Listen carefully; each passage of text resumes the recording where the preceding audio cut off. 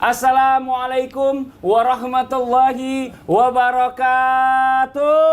Waalaikumsalam warahmatullahi wabarakatuh. Jamaah, oh jamaah, alhamdulillah. Alhamdulillahirrabbilalamin. Allahumma sholli ala sayyidina Muhammad wa ala ali sayyidina Muhammad. Jamaah Islam itu dan dirahmati Allah, masya Allah. Alhamdulillah, hari ini kita bertemu lagi di Islam itu Indah. Dan hari ini kita akan membahas tentang orang tua nih. Orang tua ya, bagaimana? Orang tua. Bagaimana menjadi orang tua atau ayah yang dirindukan oleh anak-anaknya. Karena banyak selama ini kita dengar ayahnya kayaknya kok cuek banget. Ayahnya tuh kayaknya ya saat ada di rumah juga mungkin anak-anaknya malah ayah pulang malah takut gitu ya. Nah, hari ini kita akan membahas tema yang luar biasa. Temanya adalah menjadi ayah yang dirindukan. Alhamdulillah. Masya Allah nih ya, langsung aja kita bahas satu persatu. Yang pertama kita minta sama guru kita Habib Usman nih. Bib, izin Bib. Wah, ini Habib juga udah punya anak yang dewasa nih ya. Bagaimana seorang ayah ini bisa meniru seperti sahabat Rasulullah, seperti Umar bin Khattab, Bib. Karena memang Umar bin Khattab ini sosok ayah yang sangat dirindukan oleh anak-anaknya. Mau diceritakan, Fadhil, Bib. Afwan Mas Fadli. Silakan, Bib. Bismillahirrahmanirrahim. Assalamualaikum warahmatullahi wabarakatuh. Waalaikumsalam warahmatullahi wabarakatuh. Alhamdulillahi rabbil alamin. Wa bihi nasta'in ala umuri dunya waddin. Wassalatu wassalamu ala sayyidina wa habibina wa syafi'ina wa maulana Muhammadin sallallahu alaihi wasallam wa ashabihi wa azwajihi wa dhurriyyatihi wa ahli baitihi wa ansari wa sahari wa ba'du. Segala puji bagi Allah Subhanahu wa taala yang telah memberikan kita nikmat iman, nikmat sehatul afiah. Ya alhamdulillah, pada pagi hari ini penonton di rumah udah setia hadir untuk menyaksikan Islam itu indah. Masya Allah, subhanallah, tabarakallah. Semoga mendapatkan ilmu yang bermanfaat dari guru-guru kita. Amin. Bisa diamalkan untuk dirinya, suaminya, istrinya, dan anak-anaknya. Insya Allah penuh dengan keberkahan dan keriduan ya Allah Subhanahu wa ta'ala. Amin, amin ya Allah ya Rabbal alamin. Bismillahirrahmanirrahim. Dengan menyebut nama Allah Subhanahu wa ta'ala yang maha pengasih lagi maha penyayang. Sayyidina Umar bin Khattab radhiyallahu an, kita kenal sangat garang, sangat tegas, bentar-bentar ngeluarin pedang, emosional yang sangat tinggi, yang dimana Sayyidina Umar bin Khattab radhiyallahu an sampai setan pun kabur melihatnya, nggak berani satu gang bareng sama Sayyidina Umar. Bagaimana cara pendidikan Sayyidina Umar bin Khattab terhadap anaknya? Subhanallah, masya Allah. Satu ketika Sayyidina Umar bin Khattab radhiyallahu an bersama anaknya Abdullah bin Umar radhiyallahu an, bahwasanya beliau bersama anaknya tersebut berada di tengah-tengahnya Nabi Muhammad sallallahu alaihi wasallam. Ada seseorang yang bertanya kepada Rasulullah sallallahu alaihi wasallam, maka Abdullah bin Umar membisikin, "Wahai abahku," atau "Ya walidi, aku mengetahui apa yang dia tanyakan. Aku bisa jawab," dia bilang. Apa ucapan Sayyidina Umar? Sungguh indah, sungguh manis. Engkau jawab seperti itu, manisnya atau indahnya mengalahi dunia beserta isinya. Masya Allah. Dipuji anak tersebut, disanjung anak tersebut, disayang anak tersebut. Karena apa? Bentuk cinta Sayyidina Umar bin Khattab radhiyallahu an terhadap didikan anaknya, terhadap anaknya dengan didikan yang baik, dengan didikan yang ma'ruf. Agar apa? Anak tersebut tersentuh jiwanya, hatinya, menjadi anak yang saleh atau menjadi anak yang saleha, yang bertakwa kepada Allah Subhanahu wa taala. Tentunya kita di rumah berharap, atau penonton di rumah, atau kita semua yang ada di sini berharap anak kita menjadi anak-anak yang saleh, saleha. Oleh karena itu, jangan memaki anak kita. Wah, kamu bandel, kamu nggak akan jadi anak yang baik. Kamu misalkan kasar lah kalimatnya, nggak boleh. Atau kamu nggak bakal jadi orang sukses, nggak boleh. Orang tua itu lidahnya itu doa. Orang tua itu perkataannya itu kabul atau mustajab insya Allah. Jadi hati-hati, jangan sampai perkataan orang tua menyakiti anaknya dan mendoktrin anaknya menjadi anak yang nggak baik selamanya dia jadi nggak anak yang baik. Tapi kalau didoktrin nggak boleh begitu, lebih baik seperti ini. Oh, alhamdulillah udah lebih baik lagi. Atau ada kalimat masya Allah, subhanallah, atau tabarakallah. Semoga apa? Anak tersebut menjadi anak yang baik. Doakan anak tersebut dengan kalimat-kalimat yang baik.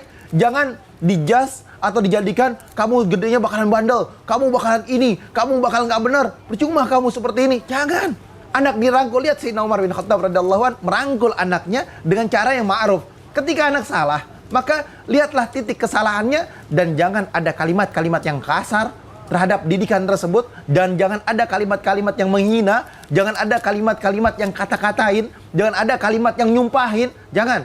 Orang tua harus berhati-hati dalam berkalimat agar apa? anak tersebut teriang-iang dengan niat dengan apa nih kalimat orang tuanya yang baik, teriang-iang dengan kata-kata orang tua yang baik.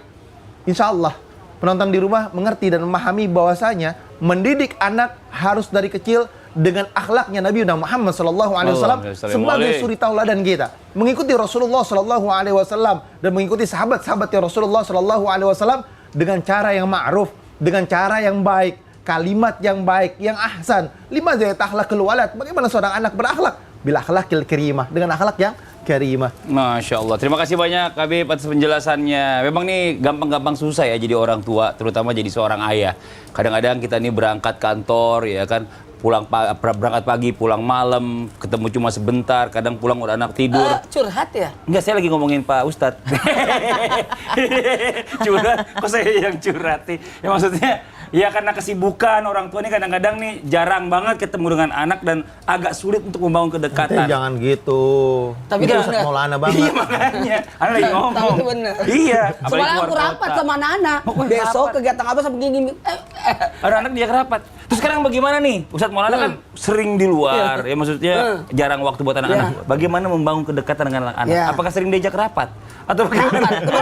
Jadi pulang salat isya, aku rapat sama Nana. Ya, gimana besok kegiatan kita sampai malam begini ya. Sampai tausiah ya? Boleh ya. Bismillahirrahmanirrahim. Assalamualaikum warahmatullahi wabarakatuh. Waalaikumsalam warahmatullahi wabarakatuh. Jamaah. Yeay. Oh jamaah. Yeay. Alhamdulillah. Alhamdulillahirrabbilalamin. Allahumma salli ala sayyidina Muhammad wa ala sayyidina Muhammad. Satu bentuk pujian dan rasa syukur kita 17 Safar 1444 Hijriah, berarti 6 bulan 13 hari lagi menuju bulan suci Ramadan. Masya Allah tabarakallah, 13 hari lagi masuk bulan Maulid. Masya Allah. Wah, berarti kita dapat keteladanan Rasulullah dalam mendidik anak. Nanti kita akan ikuti seterusnya. Nah, kali ini kita membahas bagaimana kalau memiliki sosok ayah yang sibuk. Saya ya? Mau ambil cermin? Di tengah kesibukan bagaimana meluangkan waktu terhadap anak. Masya Allah. Kedekatan kepada anak di saat kita sibuk. Maka yang pertama-tama saya langsung ingat nasihat Andre Guruta. Yang dari itu yaitu Andre Guruta pendiri Pondok Pesantren Al-Nahdah, di mana saya pesantren, disampaikan jangan engkau lakukan 3 terhadap anak. Orang tua ke anak, murid ke guru ke muridnya, 3 hal ini jangan pernah lakukan. Yang pertama adalah berlomba. Jangan berlomba, tapi bermain boleh. Bentuk kedekatan adalah bermain. Tidak apa-apa bermain sama anak, tapi jangan berlomba. Kalau kita dikalah, hilang harga diri kita. Ketika kita menasihatinya, kamu bahaya dikalah. Jadi jangan coba-coba main game sama anak. Kalau kita kalah, PR itu. Kalau bermain boleh, termasuk jangan berutang sama anak, termasuk jangan, mohon maaf, berdagang bersama anak. Ini yang dikhawatirkan. Nah, dalam hal ini yang pertama adalah memberikan waktu untuk bermain. Ada waktu bermain. Bagaimana Rasulullah SAW menjadi tunggangan, jadi kuda-kudaan kepada Hasan dan Husain, sehingga disampaikan oleh sahabat yakni Sayyidina Umar, engkau adalah memiliki tunggang yang luar biasa Hasan, Husain. Itu waktu jadi Nabi itu saking dekatnya, jadi tetap bermain. Bahkan Nabi di atas mimbar, turun dari mimbar waktu khutbah Jumat untuk mengampiri cucunya untuk dinaikkan di mimbar. Masya Allah. Yang kedua adalah meluangkan waktu untuk bercerita. Jadi tidak ada salahnya. Jadi awal-awal paling bagus itu kita salat berjamaah sama anak, lalu bercerita. Sekarang ceritanya dibawa kemana? Ketika dari rumah ke masjid sambil naik motor, aku bercerita lagi di situ. Biasanya sesudah sholat aku bercerita. Sekarang berceritanya di motor karena di masjid salat berjamaah. Dan yang ketiga, mohon izin.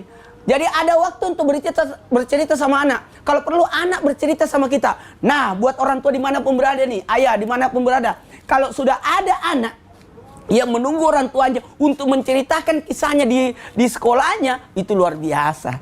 Tadi pagi aku sekolah, aku juga jadi bercerita. Kemudian yang ketiga, yakni mengadakan perjalanan. adakanlah perjalanan bersama anak, bersabarlah sama anak.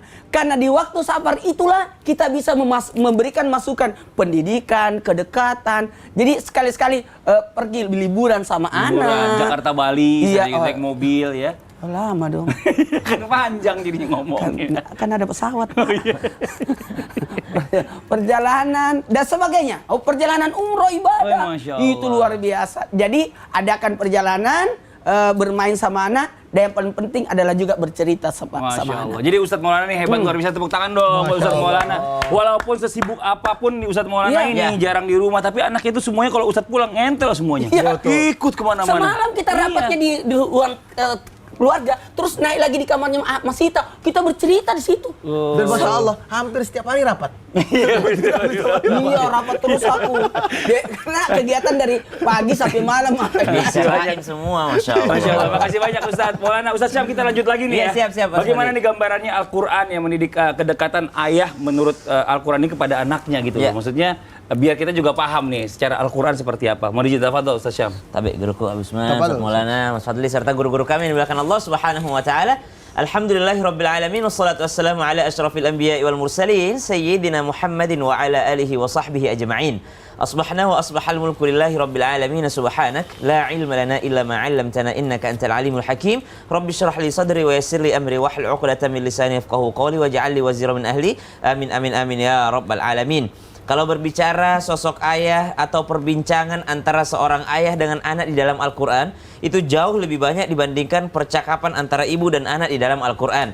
Jikalau percakapan antara ibu dengan anak di dalam Al-Quran hanya kurang lebih 2 kali disebutkan, tapi kalau perbicaraan antara ayah dengan anak di dalam Al-Quran kurang lebih 14 kali yang tersirat di dalam Al-Quran, yang secara gamblang menjelaskan pembicaraan antara ayah dengan anak di dalam Al-Quran. Mulai dari surah Al-Baqarah sudah ada pembicaraan antara ayah dan anak di dalamnya. Belum lagi surah yang khusus seperti Ali Imran, belum lagi surah yang khusus seperti Luqmanul Hakim ya. Surah Luqman yang mana isinya memang tentang nasihat seorang ayah terhadap anak-anaknya. Belum lagi tentang surah Yusuf yang mana di dalamnya ada cerita Nabi Yusuf yang curhat terhadap ayahnya, dimulai dengan mimpinya yang diceritakan kepada ayahandanya hingga akhirnya pertemuan seorang ayah setelah terpisah puluhan tahun dengan Nabi Yusuf alaihissalam. Maka interaksi ayah dan anak sangat banyak diceritakan dalam Al-Quran, seakan-akan memberikan pelajaran penting bagi kita tentang teladan seorang nabi, tentang teladan para nabi-nabi Allah, bagaimana mereka mendidik anak-anaknya. Kita mulai dengan kisah Nabi Ya'qub alaihissalam dalam Al-Quran yang berbincang terhadap anaknya. Ba'da naqul a'udzubillahi minasyaitonir rajim. أم كنتم شهداء إذ حضر يعقوب الموت إذ قال لبنيه ما تعبدون من بعدي, di mana Nabi Ya'qub alaihissalam membicarakan tentang ketauhidan terhadap anak-anak beliau. Beliau mengatakan, "Ma ta'buduna min ba'di idz qala li banih." Ketika Nabi Ya'qub bertanya kepada anak-anaknya, mempertanyakan terhadap anak-anaknya, "Ma ta'buduna min ba'di?" Wahai anak-anakku, apa yang engkau sembah setelah aku tiada nanti, setelah aku telah berpulang ke rahmatullah? Maka dijawab oleh anak-anak beliau, qalu na'budu ilahak wa ilaha abaika Ibrahim. Maka dikatakan bahwasanya kami sungguh akan menyembah Tuhanmu wahai ayahanda dan Tuhannya bapakmu yaitu Ibrahim alaihissalam. Maka ternyata cerita tentang masa lalu itu penting. Kisah-kisah tentang dulu kakekmu itu nak kalau belajar ngaji begini, dulu bapak waktu belajar ngaji seperti ini, dulu bapak mencari Tuhan seperti ini, beginilah bapak dahulu mendapatkan hidayah. Subhanallah, cerita atau kisah dari ayah terhadap anaknya. Yang paling kita kenal lagi adalah bagaimana Nabi Yusuf alaihissalam, seorang Nabi Allah yang sanggup untuk curhat mimpinya terhadap ayahandanya saking dekatnya terhadap ayahnya. Subhanallah. Kemudian ada yang ketiga, Luqmanul Hakim, bagaimana ia menasihati anaknya dalam perjalanan, dalam keadaan apapun itu. Wa idh qala Luqmanu li ibnihi wa huwa ya'idhu, ya bunayya la tusyrik billah inna syirka la zulmun 'adzim.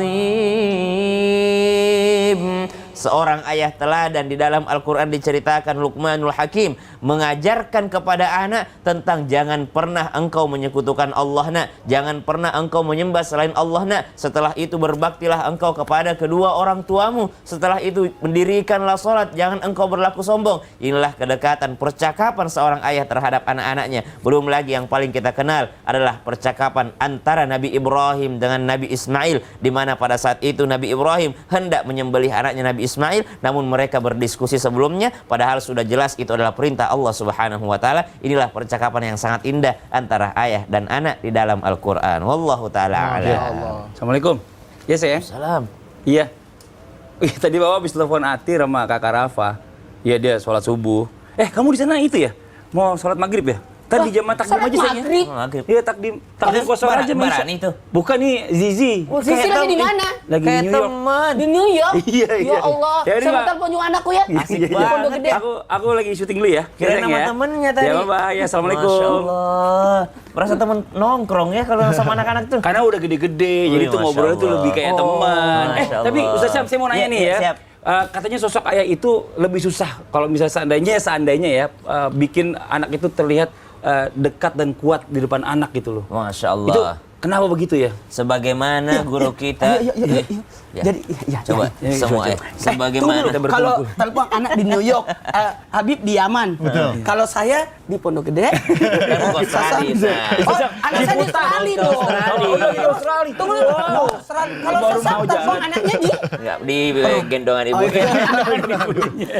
Karena Ustadz Maulana sering rapat sama anak-anaknya. Iya. Maka mari para ayah kita merapat di Islam itu Indah. Karena kita jelaskan setelah yang satu ini. Tetap di Islam itu Indah. Jamaah. Jamaah. Alhamdulillah. Ayo merapat. Masya Allah.